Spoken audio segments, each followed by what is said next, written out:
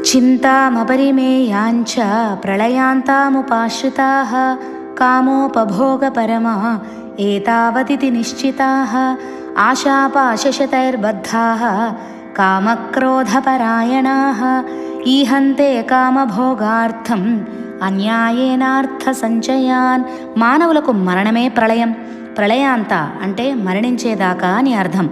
పుట్టుకతో వచ్చిన బుద్ధి పుడకలతో గానీ పోదు అన్న సామెత ఇలాంటి వారి పట్ల బాగా వర్తిస్తుంది. వీరిలో పూర్వజన్మ వాసనల వల్ల కలిగిన ఈ స్త్రీ లోలత్వం, కామవాంఛ, విషయవాంఛ, అపరిమితంగా ధనం సంపాదించడం, కోరికలు తీర్చుకోవడం తీవ్రంగా ఉంటుంది. ఈ కోరికలు వారికి మరణించేదాకా ఉంటాయి.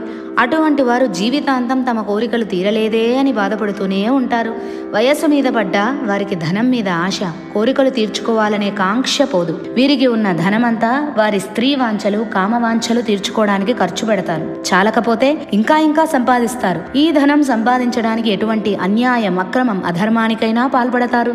ఇతరులను మోసం చేస్తారు. అక్రమంగా, అధర్మంగా ధనం సంపాదిస్తారు.